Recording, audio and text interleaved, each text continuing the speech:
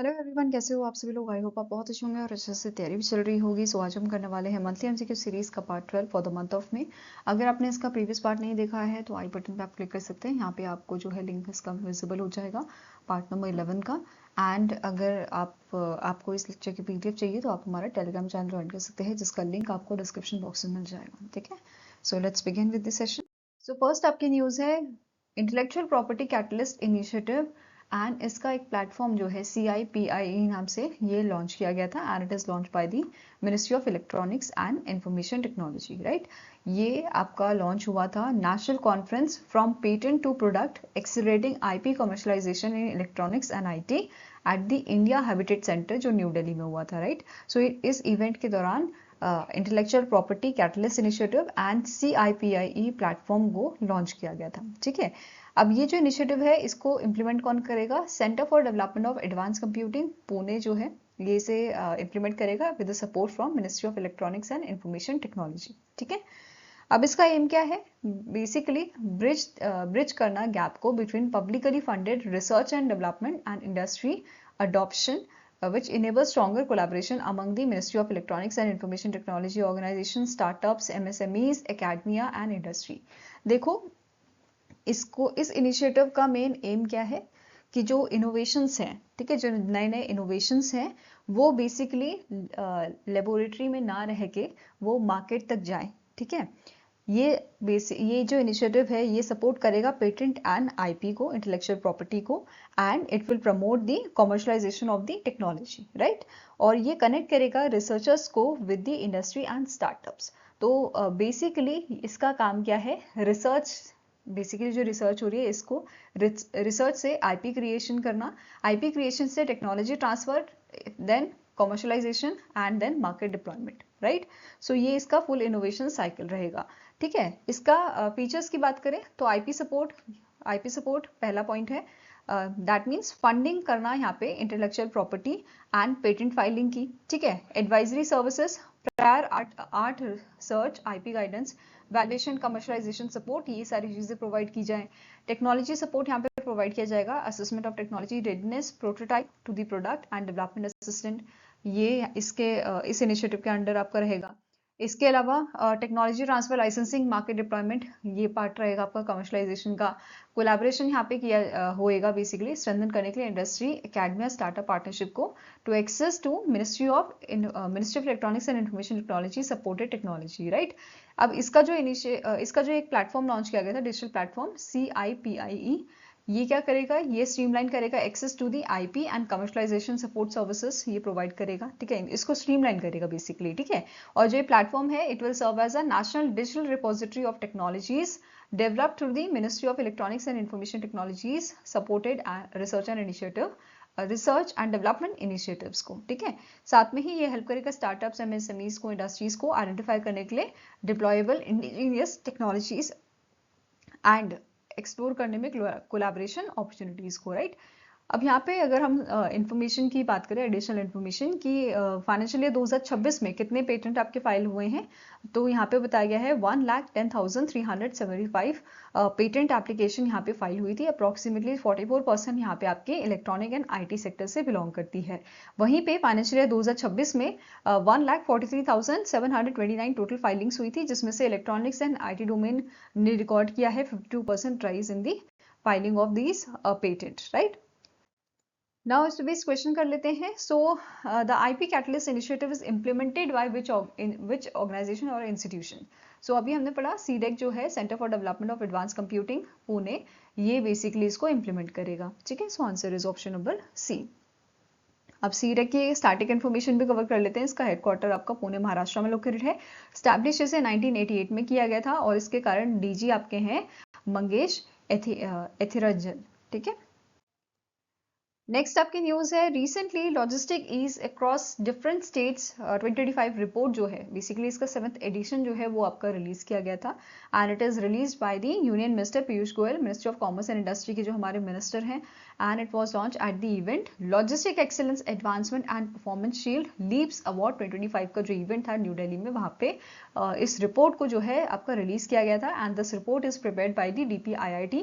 Right, objective क्या है Leeds 2025 के? स्ट्रेंथन करना इंडिया के लॉजिस्टिक इकोसिस्टम को, इंप्रूव करना कॉम्पिटिटिवनेस को, ठीक है, आइडेंटिफाई करना gaps in infrastructure and service delivery, promote करना डेटा ड्रिवन रिफॉर्म्स को इन लॉजिस्टिक, रिड्यूस करना लॉजिस्टिक कॉस्ट को, इंप्रूव करना सप्लाई चेन एफिशिएंसी को, एंड एनकरेज करना multi modal transport integration and seamless flight movement को, and it supports the PM Gati Shakti National Master Plan and National Logistic Policy, and it also enhance the ease of doing business and export competitiveness। तो ये आपके objective थे Leeds 2025 के, ठीक है। अब बात करते हैं रिपोर्ट की। तो इस रिपोर्ट में क्या बताया गया है, नियरली 59% वेटेज यहाँ पे हमें बेसिकली 59% वेटेज जो है वो असाइन किया गया है to objective and measurable indicators.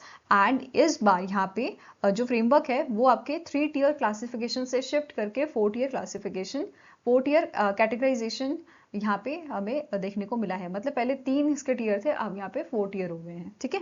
कौन कौन से हैं वो भी देखेंगे, कौन कौन से स्टेट्स उसमें अच्छा परफॉर्म किए हैं वो भी देखेंगे।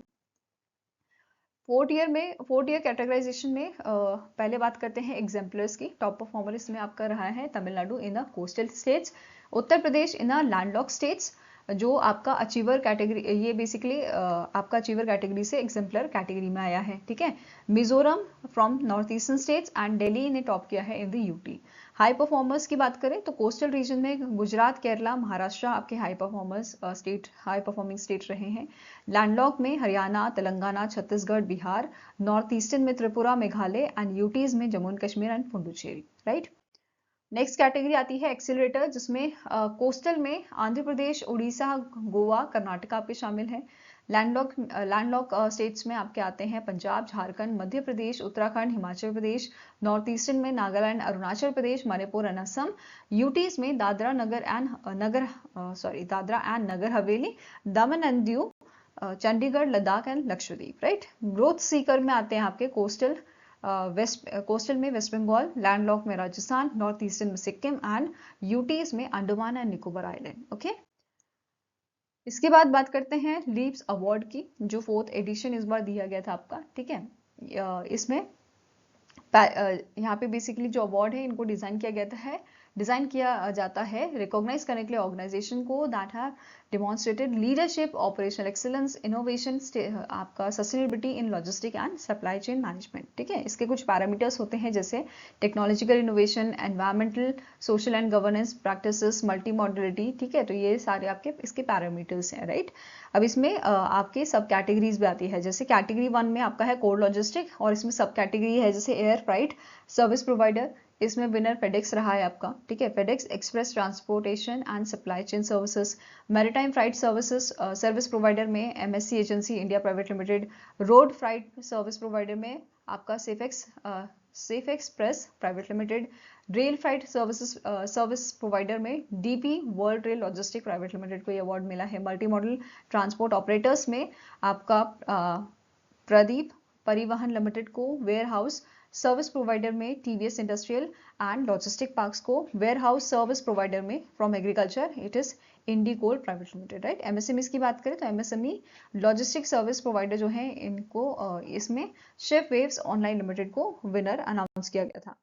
देन कैटेगरी नेक्स्ट आती है स्टार्टअप की, जिसमें लॉजिस्टिक टेक्नोलॉजी सर्विस प्रोवाइडर सब कैटेगरी है, जिसमें मैचलॉक सॉल्यूशन को विनर आपका अनाउंस किया गया था। लॉजिस्टिक ऑपरेशन सर्विस प्रोवाइडर में येलोइंग डिलीवरी सर्विसेज को। देन इंस्टीट्यूशन कैटेगरी में आता है आपका सब category education institute promoting logistic sector, इसमें आपका IIM मुंबई जो है इसको विनर यहाँ पे अनाउंस किया गया है। देन स्पेशल कैटेगरीज में logistic service delivery for e commerce delivery को विनर अनाउंस किया गया है। And multi modal logistic service provider में आपका इंदेव इंफ्रा प्राइवेट लिमिटेड, ठीक है। नाउ अब इस पे बेस्ड क्वेश्चन कर लेते हैं। विच स्टेट और UTs were categorise as a exemplar in a LEADS 2025 report. तो आपका एग्जाम्पलर वाली कैटेगरी में तमिलनाडु, उत्तर प्रदेश, मिजोरम एंड दिल्ली जो है ये आपके स्टेट्स हैं जिनको रिकॉग्नाइज किया गया है एज ए एग्जाम्पलर, ठीक है।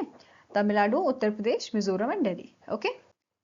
नेक्स्ट आपकी न्यूज है ministry of port shipping and waterways recently signed a tri party MOU with for the development of India's first mega greenfield shipyard at the Thoothukudi, Tamil Nadu. तो हमारी जो पोर्ट शिपिंग एंड वाटरवेज वाली ministry है इन्होंने ट्राई-पार्टी MOU साइन किया है HD Korea ship building and offshoring engineer company limited के साथ, ठीक है, national shipping and heavy industries park Tamil Nadu and Sagarmala finance corporation. तो इन तीनों के साथ ये ट्राई पार्टी एमओयू साइन हुआ है, किस चीज के लिए? For the development of mega green shipyard in the Tamil Nadu, right.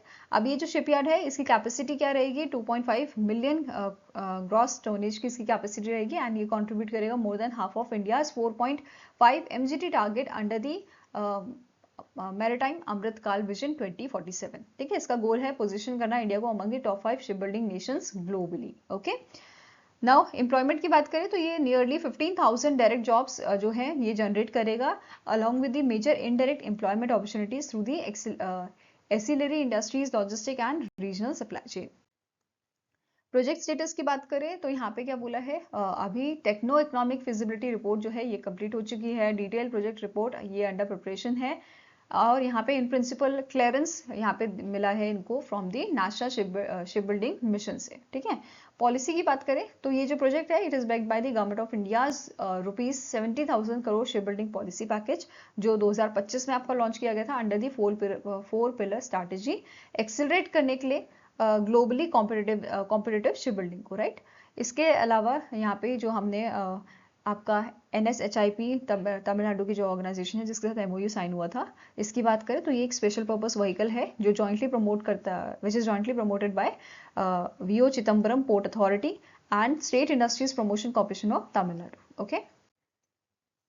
Now question यहाँ पे क्या है, the propose Thoothukudi greenfield shipyard will have a annual ship building capacity of, तो अभी हमने पढ़ा इसकी एनुअल शिप बिल्डिंग कैपेसिटी जो है वो 2.5 मिलियन ग्रॉस टोनेज की आपकी रहेगी, ठीक है, 2.5 मिलियन ग्रॉस टोनेज की, this is the capacity of this greenfield shipyard. Next आपकी न्यूज है cabinet committee on economic affairs, इन्होंने रिसेंटली अप्रूव किया है minimum support price MSP for 14 kharif crops for marketing season 2026-2027। सो 2026-27 के मार्केटिंग सीजन के लिए 14 kharif crop के इनके जो MSP हैं वो यहाँ पे इंक्रीज किए गए हैं, ठीक है। पहला कैटेगरी आती है हाईएस्ट एब्सोल्यूट इंक्रीज, जिसमें सनफ्लावर सीड जो है इसमें सबसे ज्यादा इंक्रीज किया गया है and it is 622 per quintal. Cotton आपका रहेगा 557 पर क्विंटल एंड आपका सीसम जो है ये 500 पर क्विंटल रहेगा, ठीक है। MSP फॉर फूड ग्रेन, इसमें कॉमन पैडी आपका जो है ये रहेगा ₹2441 पर क्विंटल पे, ठीक है, जिसमें 72 रुपीज का हाइक देखने को मिला है एंड ग्रेड A पैडी में 2461 पर क्विंटल का ये रहेगा, ठीक है।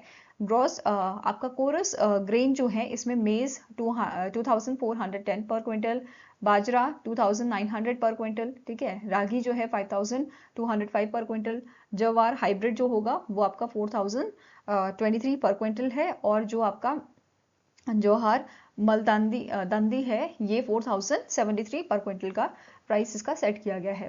वेरस पल्सेस की बात करें तो तूर और अरहर दाल जो है इसका आपका प्राइस सेट किया गया है 8450 पर क्विंटल का, मूंग के लिए 8780 पर क्विंटल और उड़द के लिए है 8200 पर क्विंटल का, ठीक है। ऑयल सीड की बात करें तो सनफ्लावर सीड 8343 पर क्विंटल, सोयाबीन का है 5708 पर क्विंटल, सीजन में जो है आपका इसमें 10,346 पर क्विंटल रखा गया है, ग्राउंड नट का 7,517 पर क्विंटल, और आपका नाइगर सीड जो है इसके लिए 10,052 पर क्विंटल का MSP सेट किया गया है। वेरस कॉटन की बात करें तो मीडियम स्टेपल कॉटन जो है इसके लिए 8,267 पर क्विंटल है, लॉन्ग स्टेपल कॉटन के लिए 8,667 पर क्विंटल, ठीक है। इसके अलावा जो फार्मर्स का मार्जिन है उसकी बात करें तो हाईएस्ट मार्जिन आपका मूंग दाल में देखा गया है 61% का, फॉलोड बाय बाजरा एंड मेज, ठीक है, 56% ईच, तूर और अरहर दाल जो है इसमें 54% का, और अदर क्रॉप्स के लिए approximately 50% margin over the cost of production यहाँ पे सेट किया गया है, ठीक है। प्रोक्योरमेंट एंड पेमेंट की बात करें तो 2014-15 से 2025-26 की अगर हम बात करें तो पैडी प्रोक्योरमेंट जो है ये आपकी पहुंची है 8,418 लाख मेट्रिक टन, वेरेस जो नेक्स्ट आपका है 14 खारिफ क्रॉप, इसका आपका रहेगा 8,746 लाख मेट्रिक टन का, ठीक है। MSP पेमेंट्स की बात करें तो पैडी फार्मर्स जो है इनके लिए 16.08 लाख करोड़ का यहाँ पे जो है अमाउंट आपका रहेगा एंड 14 खारिफ क्रॉप्स के लिए इट इज 18.99 लाख करोड़ का। नाउ इस पे बेस क्वेश्चन कर लेते हैं। The highest absolute increase in MSP for 2026-2027 was recommended for which crop. तो ये आपका हाईएस्ट जो आपका एब्सोल्यूट इंक्रीज जो है एमएसपी का, ये हमें देखने को मिला है in the sunflower seed which is 622 per quintal. ठीक है, so answer here is option number D. Next आपका न्यूज है, रिसेंटली हमारी यूनियन कैबिनेट ने अप्रूव किया है एक scheme for promotion of surface coal और लिग्नाइट गैसिफिकेशन प्रोजेक्ट, जिसके लिए बजट जो है दिया गया है 37,500 करोड़ का। ठीक है, इसका मेन एम क्या है, बूस्ट करें क्लीन एनर्जी प्रोडक्शन को एंड रिड्यूस करें इंडिया के रेसिलेंस आपके on import of liquefied natural gas LNG urea and methanol पे। ठीक है, कोल गैसिफिकेशन की यहाँ पे बात हो रही है, ये होता क्या है। बेसिकली कोल गैसिफिकेशन में क्या होता है, जो कोल और या लिग्नाइट जो है उसको कन्वर्ट किया जाता है गैस के फॉर्म में, जिसको हम साइन गैस भी कहते हैं आपका। ठीक है, सिंथेसिस गैस या साइन गैस इसे बोला जाता है। और ये जो साइन गैस है ये यूज की जाती है प्रोड्यूस करने में, fuel, methanol, fertiliser, urea, methanol, इन सबको प्रोड्यूस करने में ये काम आती है। ठीक है, तो अब इंडिया क्या सोच रहा है कि मेथनॉल, यूरिया, एलएनजी ये सब हम बाहर से इंपोर्ट करते हैं, तो जब हमारे पास कोल है तो कोल का गैसिफिकेशन करके हम क्यों ना ये सारी चीजें डोमेस्टिकली बनाएं। ठीक है, ताकि हमारा जो इंपोर्ट है वो भी कम हो जाएगा। तो इस सोच को रखते हुए हमारी गवर्नमेंट ने इस स्कीम को लॉन्च किया है। ठीक है, स्कीम का एम क्या है, एनकरेज करना इंडस्ट्रीज को स्टैब्लिश करने के लिए coal lignite gasification plant, increase करना clean utilisation of a coal, reduce करना इंपोर्ट एंड प्रमोट करना एनर्जी सिक्योरिटी। ठीक है, अब यहाँ पे इंसेंटिव्स इन्होंने सेट किए हैं, जैसे कंपनीज जो हैं इनको फाइनेंशियल इंसेंटिव यहाँ पे दिया जाएगा up to 20% of plant and machinery cost का। ठीक है, गवर्नमेंट ने यहाँ पे फिक्स किया है cap to prevent concentration of benefits. ठीक है, देखो ये तो अभी हमने पढ़ा इंसेंटिव्स का, और मैक्सिमम इंसेंटिव कितना यहाँ पे मिल सकता है वो भी मेंशन किया है, जैसे 5,000 करोड़ पर प्रोजेक्ट मिल सकता है, 9,000 करोड़ पर product category, 12,000 crore per entity group across all projects. So ये सारी चीजें यहाँ पे मेंशन की गई हैं। बट हाँ, यहाँ पे जो सेकेंड आपका कंडीशन है 9,000 वाला, इसमें आपका एक्सक्लूड किया गया है आपका substitute natural gas and urea के लिए। ठीक है, नाउ यहाँ पे क्या बोला है, प्रोजेक्ट को सिलेक्ट कैसे किया जाएगा कि, ठीक है, तो इसके लिए क्या यहाँ पे बोला गया है, ट्रांसपेरेंट कॉम्पिटिटिव बिडिंग यहाँ पे होगी। ठीक है, और ये इवेल्युएट किया जाएगा, बेसिकली क्राइटेरिया यहाँ पे रखा गया है, जैसे project cost, coal input efficiency, syngas production output, ये सारी चीज़ों पे बेस्ड सिलेक्शन यहाँ पे किया जाएगा। ठीक है, अब यहाँ पे क्या बोला है, फाइनेंशियल सपोर्ट जो है it will be release in a 4 equal instalment, जो मतलब जो पैसा है वो भेजा जाएगा 4 इक्वल इंस्टॉलमेंट में, which is link to the project milestone.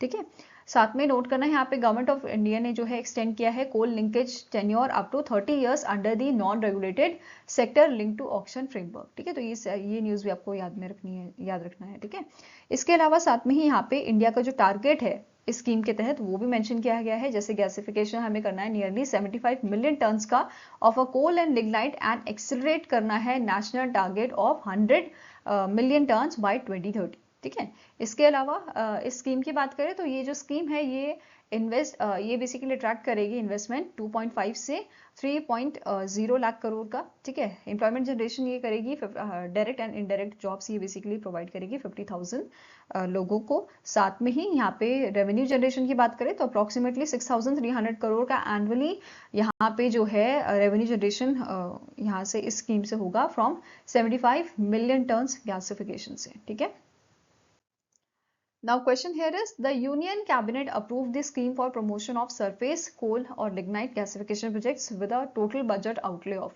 तो ये जो स्कीम है इसके लिए टोटल बजट आपका 37,500 करोड़ का मेंशन किया गया है। ठीक है, so answer here is option number C. Now next up question है, which state recently launched India's first integrated technology driven monitoring portal to track not of standard quality, that is NSQ medicines, and to regulate narcotic drugs and psychotropic substances drugs. So इनमें से कौन सा state government है जिसने recently India का पहला integrated technology driven monitoring portal जो है लॉन्च किया है, किस चीज के लिए, ट्रैक करने के लिए एनएसक्यू मेडिसिन को, not of standard quality medicine को, एंड रेगुलेट करने के लिए narcotics drugs and psychotropic substances drugs को। ठीक है, and it is launch by your Karnataka government. ठीक है, अब जो ये पोर्टल है ये किसने डेवलप किया है, कर्नाटका गवर्नमेंट के food safety and drug administration department द्वारा इसको जो है डेवलप किया गया है। फाइन, नेक्स्ट आपकी न्यूज है, रिसेंटली रशिया ने एक टेस्ट कंडक्ट किया है आपका RS-28 Sarmat Sarmat intercontinental ballistic missile का, ICBM का, ठीक है। और ये जो मिसाइल है इसको नाटो जो है सातन सेकंड के नाम से भी इसको डेजिग्नेट करता है, ठीक है। अब जो ये मिसाइल है ये बेसिकली रिप्लेस करेगी R-36M2 वॉयवोडा मिसाइल को। इसकी लेंथ आपकी 35 मीटर की है, इसका वेट जो है ये आपका ओवर 208 टन है, ठीक है। स्ट्राइक रेंज इसकी ओवर 10,000 किलोमीटर्स है और रशिया क्लेम करता है कि ये 35,000 किलोमीटर जो है एक्सीड कर सकती है, ठीक है। पेलोड की बात करें तो ये 16 independently targeted smaller nuclear warhead जो है वो कैरी कर सकती है and 10 large nuclear warheads it can carry, right. साथ में ही ये साइमल्टेनियसली बहुत सारे जो आपके टारगेट्स हैं उनको हिट कर सकती है। Multiple independently targetable re entry vehicle यहाँ पे बेसिकली एज इक्विपमेंट यहाँ पे यूज किया गया है, ठीक है। नेक्स्ट न्यूज आती है, मिनिस्ट्री ऑफ आयुष ने रिसेंटली साइन किया है MOU with a digital India Bhashini division under the ministry of electronics and information technology.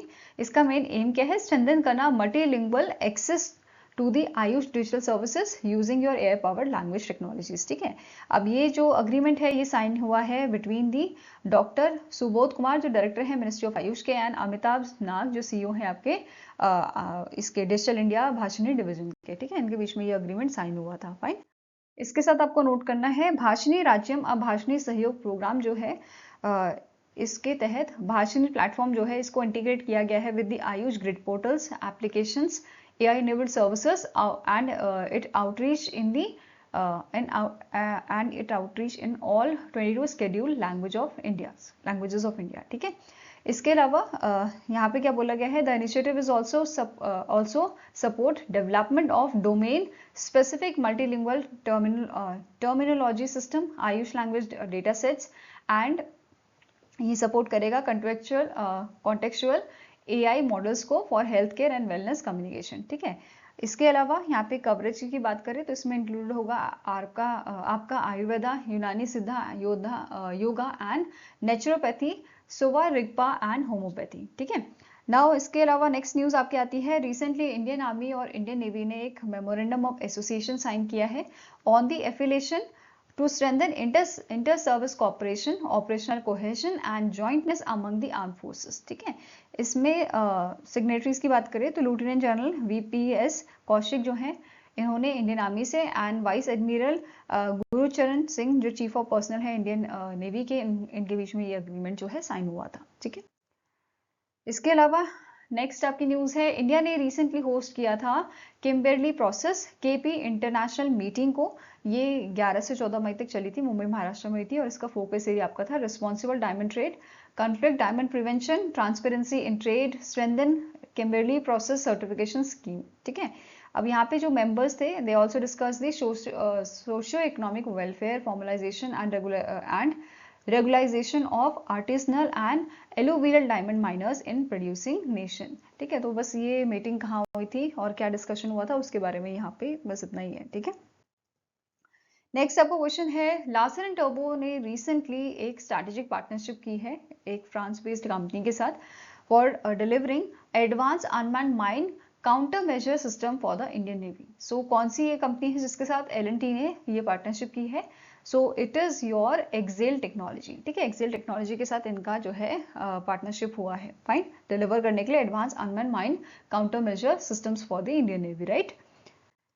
Next question है, मॉर्गन स्टैनले ने रिसेंटली रिवाइज किया है इंडिया का real GDP growth forecast for financial year 2027 to -% in its latest mid year outlook for India. So इनकी जो है mid year outlook report जो है आई थी जिसमें मॉर्गन स्टैनले ने फाइनेंशियल ईयर 2027 की रियल GDP जो है वो इंक्रीज करके 6.7% बताई है।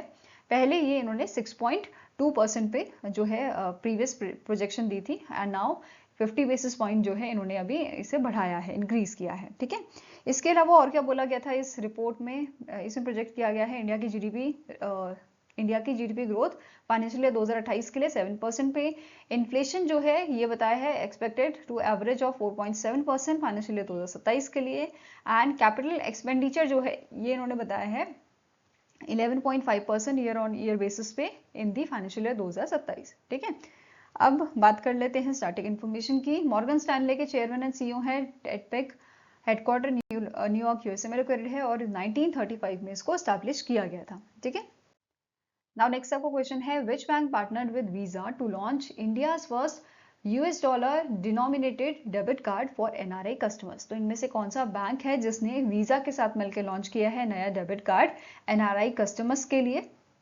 So it is launch by your ICICI bank. ठीक है, किसने लॉन्च किया है? आईसीआईसीआई बैंक ने इसको लॉन्च किया है। एंड ये जो कार्ड है it is launch through the ICICI banks IFSC, जो गिफ्ट सिटी में इसकी ब्रांच है, उसके थ्रू ये आपका लॉन्च किया गया था। ठीक है, अब यहाँ पे जो ये कार्ड है आपका डेबिट कार्ड, इसको लिंक किया, बेसिकली ये लिंक्ड है आपका ICICI bank's USD global saving account के साथ। यहाँ पे जो एनआरआई है, ठीक है, basically it will enable NRI customers to retain earning in their US dollar. ठीक है, इनको कन्वर्ट करने की जरूरत नहीं है इंडियन रुपीज में। ठीक है, नेक्स्ट है यहाँ पे एनआरआई जो है they can spend directly in the US dollar.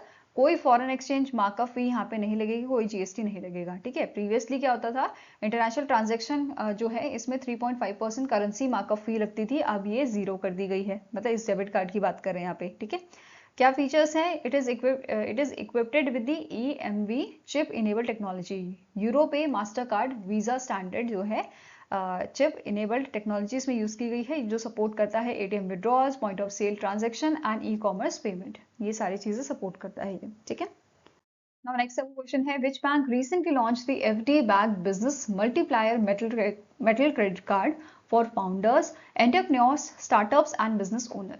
तो रिसेंटली आपका जो IDFC फर्स्ट बैंक है, इनके द्वारा लॉन्च किया गया है FD backed business multiplier metal credit card founders, entrepreneurs, startups and business owners के लिए। और जो ये मेटल कार्ड है इसमें बिजनेस नेम और कार्ड होल्डर का जो नाम है वो मेंशन मतलब डिस्प्ले होगा। साथ में ही मिनिमम FD रिक्वायरमेंट जो यहाँ पे चाहिए वो है आपके 50,000 की। ठीक है, नेक्स्ट यहाँ पे आपका न्यूज है ग्लोबल फॉरेस्ट गोल रिपोर्ट जो है 2026 की, वो रिसेंटली रिलीज की गई है यूनाइटेड नेशन द्वारा। And it was released on the occasion of on the event of 21st session of United nation forum on forest New York USA में जो आपका हुआ था। And this report is prepared by the UN department of economic and social affairs and UNFF द्वारा इसको जो है आपका प्रिपेयर किया गया है इस रिपोर्ट को। ठीक है, और यहाँ पे इसका पर्पस क्या है? एक्सेस करना progress on 6 global forest goal and 26 target under the UN strategic plan for forest. ठीक है, 2017 से 2030 का बेसिकली। नाउ की ड्राइवर्स यहाँ पे क्या थे आपके फॉरेस्ट लॉस के, जो बताए गए हैं as per this report, rising demand of fuel wood and major driver आपका जो है, मतलब मेजर जो यहाँ पे चीजें देखने को मिल रही हैं आपके कौन से एरिया में देखने को मिल रही हैं? सब सहारा अफ्रीका में, एशिया में जो डिमांड है आपकी फ्यूल वुड की। ठीक है, नेक्स्ट है दूसरा रीजन एग्रीकल्चर एक्सपेंशन, क्योंकि लोग बढ़ रहे हैं तो आपका जो खाना है, ठीक है, वो भी ज्यादा लगेगा, उसकी डिमांड बढ़ेगी, और उसकी डिमांड बढ़ेगी तो एग्रीकल्चर का जो काम है वो और ज्यादा एक्सपैंड करना पड़ेगा। ठीक है, तो ये सेकंड रीजन यहाँ पे बताया गया है एग्रीकल्चर एक्सपेंशन। ठीक है, फॉरेस्ट लॉस का identified as the biggest global cause of deforestation.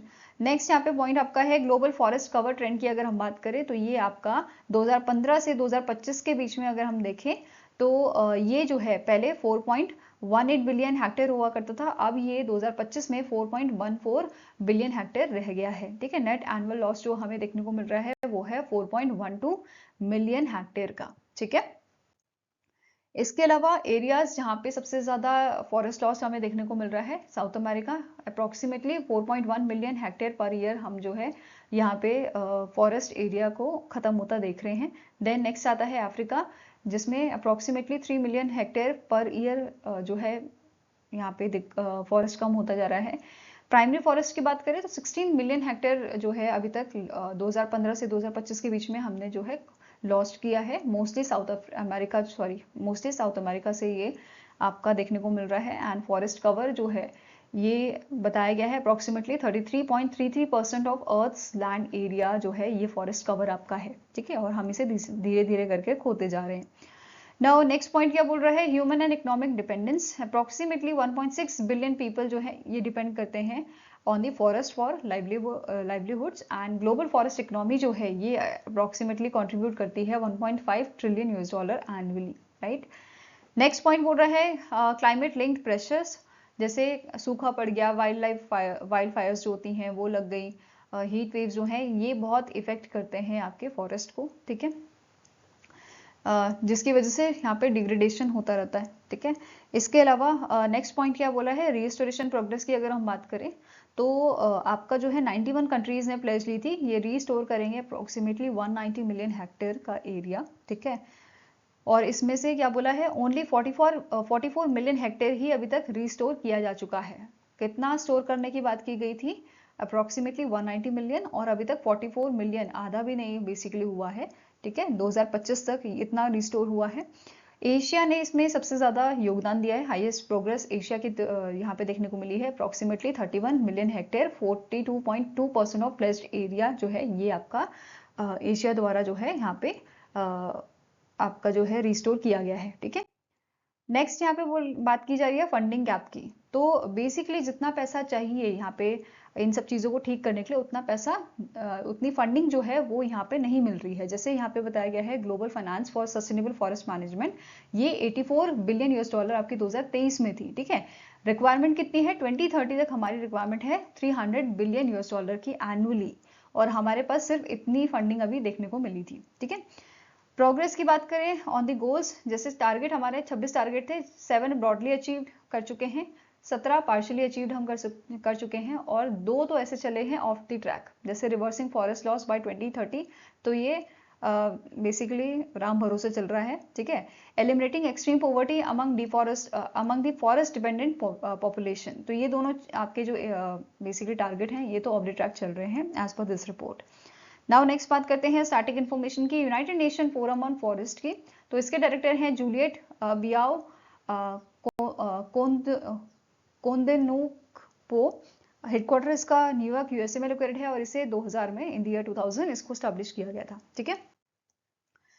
Now इस पे भी क्वेश्चन कर लेते हैं, consider the following statements regarding the global forest goal report 2026। तो पहला स्टेटमेंट है ग्लोबल फॉरेस्ट कवर जो है डिक्लाइन हुआ है आपका 4.18 बिलियन हेक्टेयर 2015 में, ठीक है।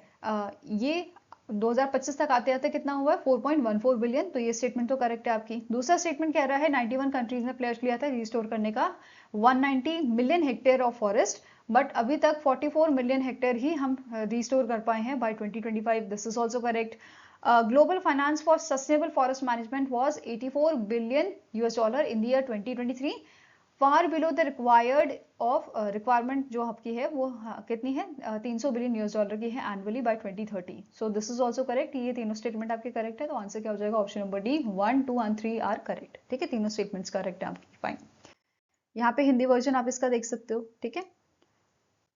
Now next question है, according to the Ministry of Commerce and Industry, the European Union become India's third largest seafood export market in financial year 2026 after the USA and China with export valued at. So recently हमारी जो ministry of commerce and industry है, इन्होंने बताया है European union जो है ये third largest sea food exporter market बना है फाइनेंशियल ईयर 2026 में। यूएसए पहले नंबर पे, दूसरा चाइना है, और तीसरा बना है आपका यूरोपियन यूनियन, और इसकी एक्सपोर्ट वैल्यू कितनी है, इट इज योर 1.593 बिलियन, ठीक है। कितनी वैल्यू है, 1.593 बिलियन यूएस डॉलर इसकी वैल्यू है, which is contributing 18.94% of the total seafood export value, okay। Next question है, flying wedge defence and aerospace ने रिसेंटली अनाउंस किया है that India's AI powered combat aircraft Kaal Bhairav will be manufactured in Portugal under the operation 777। The manufacturing will be carried out in collaboration with.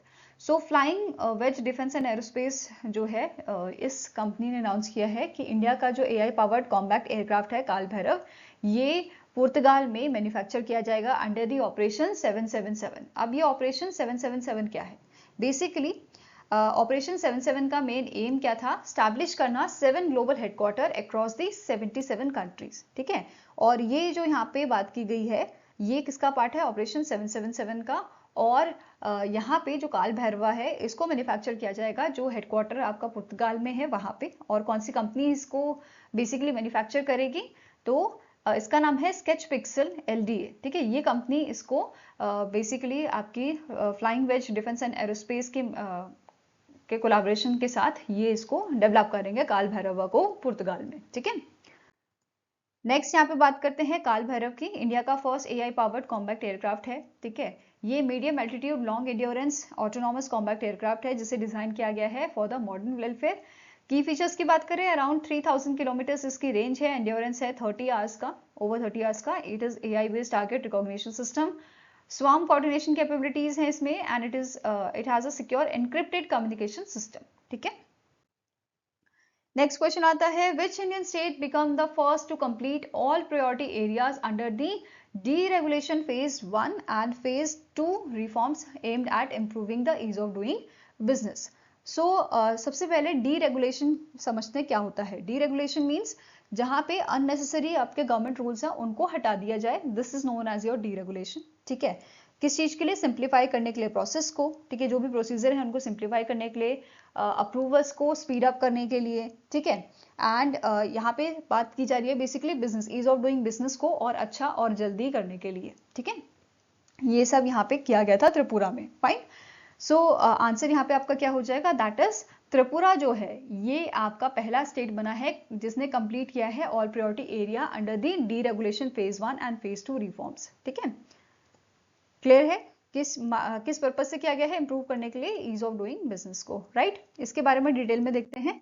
सो त्रिपुरा अभी हमने पढ़ा पहला state बना है complete करने के लिए, कंप्लीट किया जिसने 51 priority areas under the deregulation reform, ठीक है। इसका फेज 1 जो है वो फरवरी 2025 में आपका लाया गया था, जिसमें 23 प्रायोरिटी एरियाज थे, जिसमें revenue, urban development, industries, labour, environment, factories and boilers, fire services, pollution control, digital governance, ये सेक्टर्स आपके शामिल थे, ठीक है।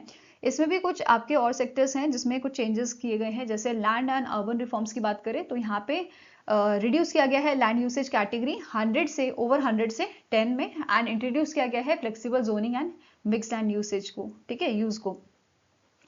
देन नेक्स्ट यहाँ पे GIS based industrial land bank जो है वो क्रिएट किया गया है। तो त्रिपुरा गवर्नमेंट ने क्रिएट किया है GIS based industrial land bank, और इसे इंटीग्रेट किया गया है with the India industrial land bank, जो हेल्प करेगा इन्वेस्टर की इजीली आइडेंटिफाई करने में अवेलेबल इंडस्ट्रियल लैंड, ठीक है। तीसरा पॉइंट यहाँ पे है कंस्ट्रक्शन अप्रूवल जो है वो स्ट्रीमलाइन किए गए हैं through your auto DCR development control regulation, integration with the Swagat single window approval by all government agencies in Tripura, ठीक है। ये आपका रिस्क बेस्ड अप्रूवल इसमें शामिल होगा, थर्ड पार्टी सर्टिफिकेशन इसमें शामिल आपका होगा, ठीक है। इसके अलावा लेबर रिफॉर्म जो है वो भी इंक्लूड किए गए हैं, जैसे विमेन जो है ये नाइट शिफ्ट्स यहाँ पे कर सकती हैं with the safety guards, and साथ में ही यहाँ पे इन्होंने इंक्रीज किया है threshold for restructuring and closure of 300 workers, ठीक है। इसके अलावा एनवायरमेंटल रिफॉर्म्स जो हैं इसमें यहाँ पे क्या बोला है इन्होंने, प्रमोट किया है इजियर कंप्लायंस प्रोसीजर्स, ठीक है। जैसे इसमें सेल्फ सर्टिफिकेशन आपका लाया गया है, automatic renewal of concern to establish and concern to operate, ठीक है। इसके अलावा वाइट कैटेगरी इंडस्ट्रीज जो है उनको भी एक्सपैंड किया गया है। वाइट कैटेगरी इंडस्ट्रीज क्या होती हैं? ऐसी इंडस्ट्रीज जो नॉन पॉल्यूटिंग होती है बेसिकली, ठीक है। तो उनको भी एक्सपैंड यहाँ पे किया गया है फ्रॉम 41 टू 130, ठीक है। इसके अलावा फैक्ट्री लाइसेंस वैलिडिटी जो है वो भी एक्सटेंड की गई है 10 ईयर्स के लिए। इसके अलावा त्रिपुरा जन विश्वास एक्ट जो है 2025 का, it is led to repeal the 6 act and amendment of 4 acts, ठीक है। तो यहाँ पे बेसिकली रिप्लेस किए गए हैं जो पुराने आपके रूल्स थे, ठीक है, उनको यहाँ पे उनकी जगह नए रूल्स यहाँ पे लाए गए हैं, और कुछ एक्ट जो हैं उनको अमेंड किया गया है, चेंजेस उसमें किए गए हैं, ठीक है। नेक्स्ट फेज जो आपका था ये जनवरी 2026 में जो है आपका लाया गया था, 28 प्रायोरिटी एरियाज इसमें थे। इसका एम क्या है? वही ईज ऑफ डूइंग बिजनेस, ठीक है। इसमें कौन कौन से एरिया आपके कवर्ड हैं? Revenue, urban development, industries, labour, environment, tourism, health, education, digital governance, ये सब इसमें शामिल है, ठीक है। अब एक एक करके इसमें बात कर लेते हैं। जैसे लैंड एंड अर्बन रिफॉर्म्स है, तो गवर्नमेंट ने यहाँ पे self certification based change of land use जो है वो रिड्यूस किया था, रिड्यूस करने के लिए प्रोसीजरल डिलेस को, ठीक है, एंड फास्टर लैंड यूटिलाइजेशन के लिए, ठीक है। सेकेंड पॉइंट यहाँ पे क्या बोल रहा है? इस चीज के लिए त्रिपुरा गवर्नमेंट ने जो है यहाँ पे एक portal single window approval agency जो है, ठीक है, ये यहाँ पे इंट्रोड्यूस की थी, जो इंटीग्रेट करती है अप्रूवल्स को, ओवरलैपिंग जो होती है एनओसीज की वो रिड्यूस करती है, and it enables automated approvals for low risk projects, ठीक है। इसके अलावा सोशल सेक्टर रिफॉर्म्स की बात करें, एजुकेशन इसमें आपका नंबर 1 है, जिसमें क्या बोला गया है? Requirements for opening institution were simplified. इसमें लैंड रिक्वायरमेंट जो है वो कम की गई है, सिंप्लीफाई किया गया है एनवायरमेंट नॉर्म्स को। हेल्थ की सेक्टर में बात करें तो मेडिकल प्रोफेशनल्स जो हैं उनको आपका interstate registration and practice access जो है वो यहाँ पे दिया गया है through the single nodal mechanism. Tourism की बात करें, जो होम स्टे रेगुलेशन है वो थोड़े सिंप्लीफाइड किए गए हैं। यहाँ पे जो मल्टीपल एनओसीज थे उनको हटा दिया गया है, allowing online self renewable, and ये सपोर्ट करेगा टूरिज्म ग्रोथ को, स्मॉल हॉस्पिटैलिटी को, ठीक है, हॉस्पिटैलिटी बिजनेस जो है उनको और सपोर्ट करेगा, ठीक है। इसके अलावा स्टेट गवर्नमेंट जो है इन्होंने इंट्रोड्यूस किया था digital e gazetted system provide करने के लिए online access to acts, rules, regulation and notification, ठीक है। Under the right to services framework, यहाँ पे ऑटोमेटिक अपील सिस्टम जो है वो इंट्रोड्यूस किया गया है delayed for the delayed services, right. इसके अलावा आपको नोट करना है, इवेल्युएट करने के लिए reform effectiveness under the deregulation phase 1 Tripura ने इम्पैनल्ड किया था IIM कलकत्ता को, ठीक है, Indian institute of management Calcutta को, जो कंडक्ट करेगा आपका ground level impact assessment study को, ठीक है। नाउ नेक्स्ट आपको क्वेश्चन है, ministry of finance approved which UAE based banks $3 billion proposal to acquire 49% to 74% stakes in the RBL bank. तो हमारी फाइनेंस मिनिस्ट्री ने अप्रूव किया है UAE के एमिरेट्स NBD बैंक को, ठीक है, इनके बेसिकली प्रपोजल को $3 billion के किस चीज के लिए, 49% से 74% स्टेक्स को एक्वायर करने के लिए हमारे RBL बैंक में, ठीक है। नेक्स्ट क्वेश्चन है, प्रूडेंशियल प्लेग जो एक कंपनी है इसने रिसेंटली अनाउंस किया है इनका plan to acquire 75% stake in which company deal valued at around 3,500 crore which is approximately $389 million। तो प्रूडेंशियल प्लेग जो है इस कंपनी ने इन्होंने अपना प्लान अनाउंस किया है, 75% से स्टेक जो है एक्वायर करेंगे भारतीय लाइफ इंश्योरेंस कंपनी लिमिटेड में, ठीक है। प्रूडेंशियल जो है ये बेसिकली बाय करेगा कंट्रोलिंग स्टेक फ्रॉम भारतीय लाइफ वेंचर प्राइवेट लिमिटेड 60% के, एंड रिमेनिंग जो है they will remaining from the funds manage by the 361 asset management company, ठीक है। तो बेसिकली 60 इससे और 15 इससे ये एक्वायर करेगा, ओके। आई होप गाइस आपको ये वीडियो पसंद आया हो, पसंद आए तो लाइक एंड शेयर जरूर कीजिएगा और हमारे साथ जुड़ने के लिए हमारे चैनल को सब्सक्राइब कीजिएगा। अगर आपके कुछ सजेशन है तो आप हमें मेल कर सकते हो benchmarkstudy007@gmail.com पे, या फिर आप हमें कमेंट सेक्शन में भी लिख सकते हैं। सो मिलेंगे ऐसे ही नेक्स्ट वीडियो के साथ। Take care, have a nice day and all the best for your preparations.